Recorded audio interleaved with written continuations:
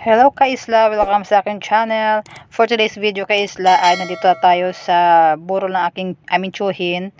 At itong video ko na ito guys ay nung nakaraan pa. Hindi ako nakatime mag-edit kasi nga may sakit. Natrangkaso lahat sila sa bahay. Ako lang yung walang trangkaso kaya medyo na busy ako kaya hindi ko na edit at na-upload itong video ko na to. So ito na guys yung libing buro lang ang tsuhin namin last night na ito kaya medyo maraming tao.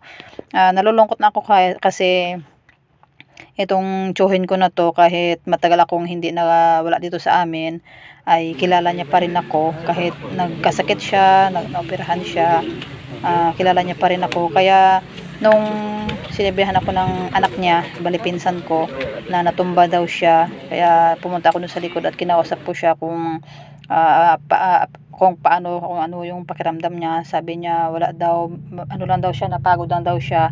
Kaya naisipan kong tanungin kung kilala pa niya ako kasi sabi ko baka mamaya ano na yung ano niya, isip niya.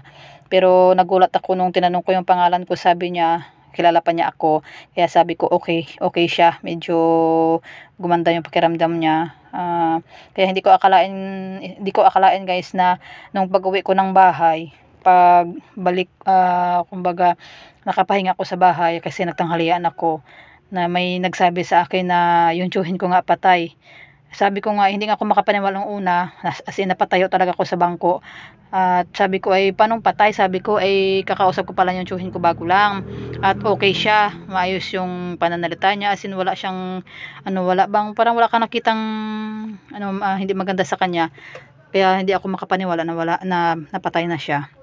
So ayun nga, pagkatapos nun hindi pumunta ako doon sa kanila at yun nga nakita namin na patay na ang tsuhin ko. So nakakalungkot lang, pero ganoon talaga ang buhay. Kaya pili nating maging masaya, iwasan nating ma-stress o makakapanghina ng ating katawan. Kaya pili nating maging masaya ba, banding kasama ng pamilya para masulit natin yung mga time na nandito tayo.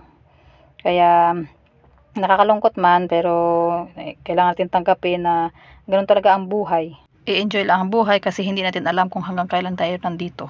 So hanggang dito na lang guys ang ating vlog for today's video guys, and thank you for watching. See you in our next vlog. Bye!